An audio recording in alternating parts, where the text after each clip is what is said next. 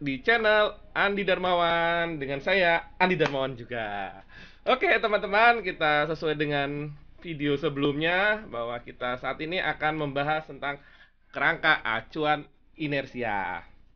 Yo, mesti pada belum pernah dengar kan? Nah, kalau sudah mungkin beberapa detik yang lalu.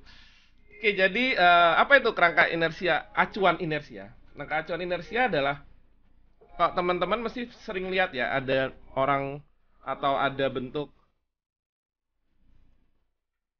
X, Y, Z. Ini kita sebut sebagai kerangka.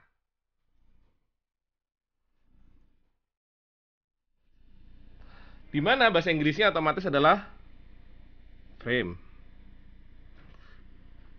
Frame di sini bukan bingkai tapi kerangka.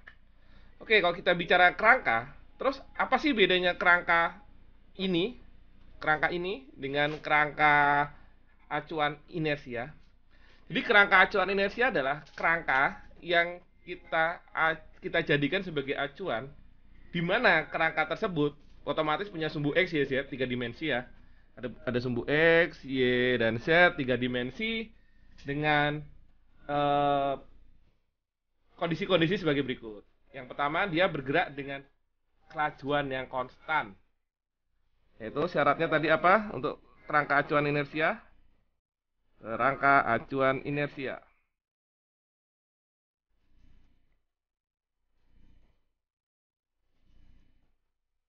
Dia syarat satu, dia harus memiliki kelajuan yang konstan. V sama dengan 0 atau bisa juga lebih besar daripada 0. Jadi bisa dengan gimana syarat agar kecepatan itu konstan? Maka dia memiliki percepatan sama dengan 0. Kelajuan yang konstan itu memiliki percepatan 0. Sehingga tidak ada perubahan percepatan. Dia bisa saja diam atau dia juga bisa bergerak dengan kelajuan yang konstan. Misal 5 milisecond per detik, 5 meter per detik atau 5 kilometer per jam, terus tidak berubah. Dan kerangka tersebut juga tidak berotasi. Yang kedua adalah tidak berotasi. Nah, terus yang ketiga, otomatis karena tadi A sama dengan 0, otomatis kalau percepatannya 0 dia tidak memiliki apa? Gaya.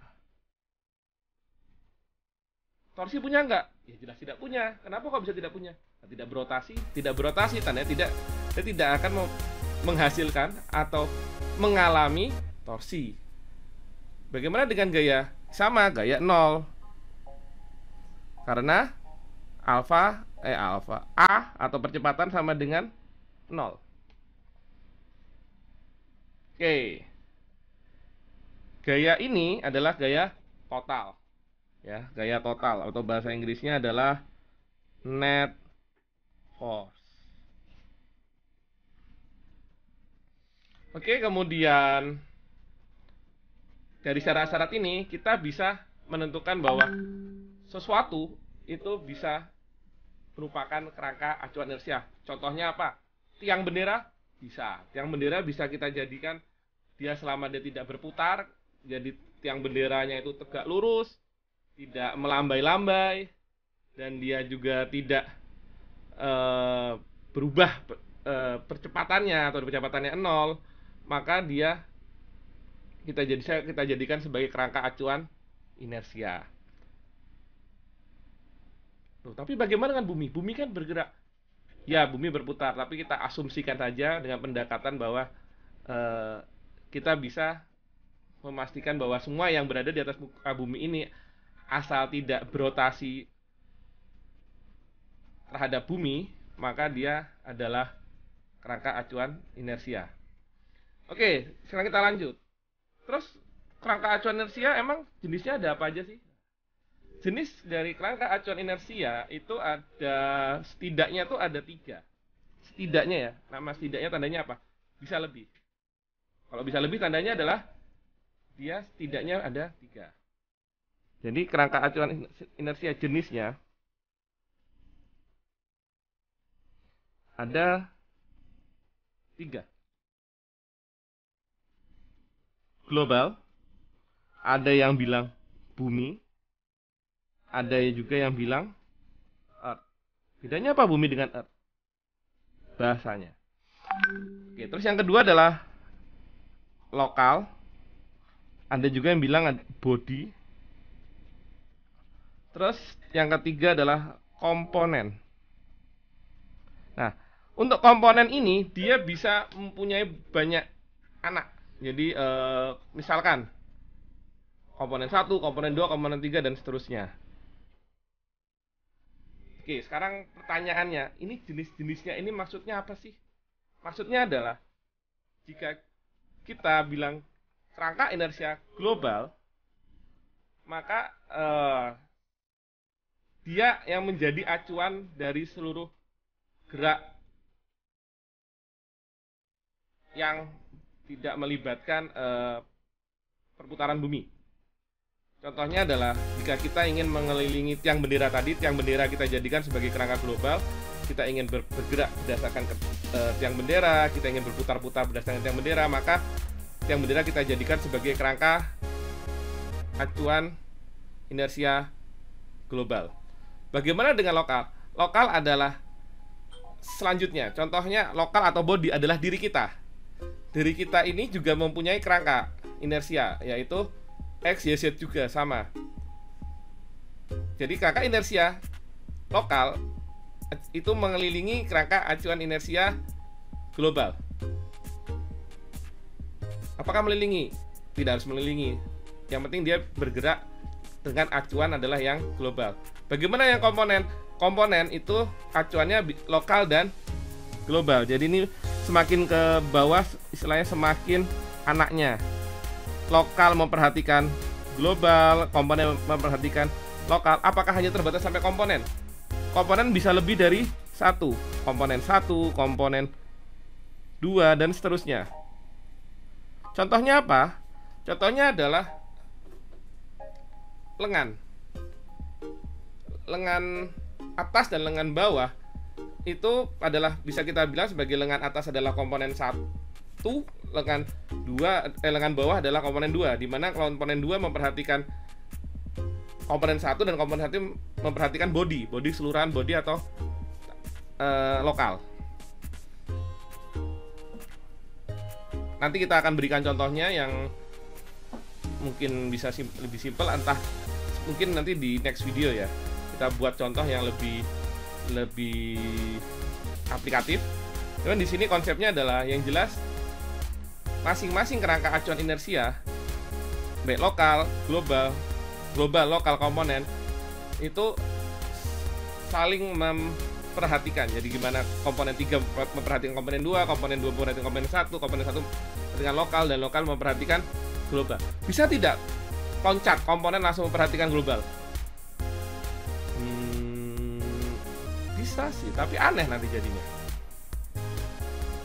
Kalau saran saya sih tetap dia harus memperhatikan lokal, karena jika dia hanya memperhatikan langsung global tanpa mengetahui posisi lokal, itu bisa terjadi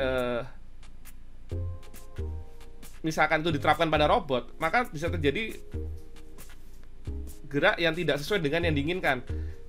Mungkin terbatas dengan gerak si komponen akan terbatasi oleh constraint atau batasan dari body, karena dia tidak memperhatikan body, langsung memperhatikan global, sehingga kita perlu untuk memperhatikan satu tingkat di atasnya. Jadi komponen 3 komponen 2, komponen 2 ke komponen 1, komponen 1 ke lokal ke global. Oke, itu untuk yang kerangka inersia. Nah, kan tadi kan kita bicara kerangka acuan inersia itu dibutuhkan untuk memposisikan suatu gerakan. Ini gerak tuh ada apa aja sih? Gerak tuh ada 2 atau 3? Ada 3. Yang pertama adalah translasi. Translasi ini bukan berarti Google Translate ya, ini beda. Ini translasi adalah gerak lurus. bukan gerak terjemahan, bukan. Ini tidak ada hubungan dengan Google Translate, tidak ada hubungan dengan kamus, nggak ada. Kebetulan aja namanya translasi, bukan terjemahan artinya ya. Translasi adalah gerak lurus. Yang dimaksud dengan gerak translasi ini bisa dibagi menjadi dua bentuk gerakan, yaitu rectilinear dan curvilinear. Apa bedanya rectilinear dan curvilinear? Rectilinear itu gerak yang benar-benar lurus. Misalkan ini. Ini adalah objek, dia punya kerangka inersia lokal X, Y, Z. Dia bergerak ke sini. Ya, ini anggaplah bentuknya sama ya. Anggap bentuknya sama nih. Ini posisi P, ini P aksen, dia berubah, dia lurus, benar-benar lurus. Ini juga anggap aja garisnya lurus ya. Kita anggap garisnya lurus. Mungkin ya kita buat lebih lurus lah. Nah, ini kita buat lurus. Semoga lurus. Ya, lurus. Oke, terus kemudian bagaimana yang curvilinear? Curvilinear itu dia modelnya geraknya dia berbentuk kurva, tetapi yang perlu diperhatikan adalah kerangka acuan inersia lokal si objek itu tidak berubah terhadap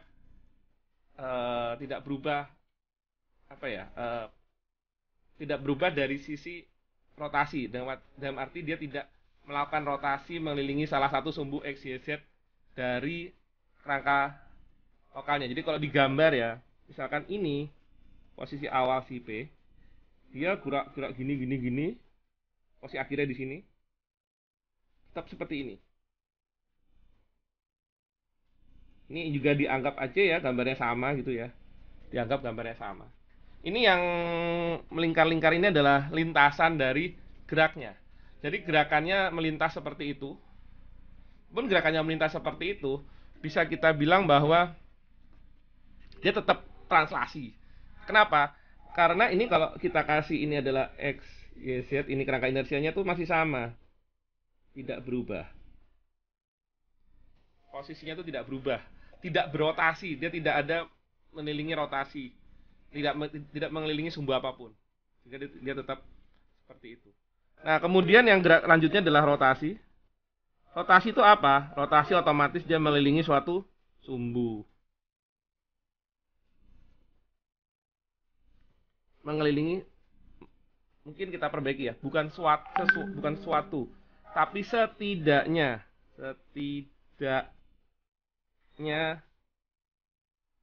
satu sumbu. Bagaimana kalau bisakah dia mengelilingi dua sumbu?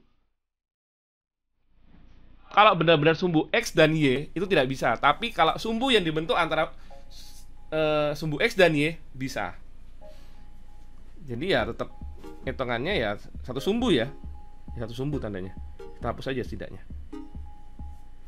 Oke, kemudian yang selanjutnya adalah gerak bebas. Gerak bebas ini otomatis bisa juga dibilang sebagai gerak hybrid atau gabungan dari translasi dan rotasi. Kita tulis seperti ini. Translasi ditambah rotasi. Nah, itulah beberapa jenis gerak. Oke, kita akan membahas lebih lanjut seputar gerak setelah segmen ini. Nanti di video selanjutnya. Video ini kita tutup sampai sini karena video ini lebih ke arah fokusnya membahas tentang kerangka acuan inersia. Jadi kesimpulannya apa? Kerangka acuan inersia adalah segala macam kerangka yang memiliki sekali lagi percepatan 0, dengan kata lain kelajuannya konstan, tidak berotasi, gaya totalnya atau net force-nya adalah 0. Yang karena apa 0? Karena A-nya 0 atau percepatannya 0. Oke. Jenis-jenisnya tadi sudah ada, global lokal komponen. Kemudian dari situ, dari kerangka acuan inersia tersebut bisa dipakai untuk memonitor berbagai macam gerak. Di sini adalah gerak translasi, rotasi, dan gerak bebas. Untuk selanjutnya, video selanjutnya kita akan lebih fokus akan membahas seputar gerak rotasi, dimana di situ juga akan mulai dibahas bagaimana membentuk kerangka acuan inersia. Oke, sekian dari saya. Terima kasih teman-teman. Mohon maaf kalau ada yang salah. Kita ketemu lagi di video berikutnya. Bye-bye.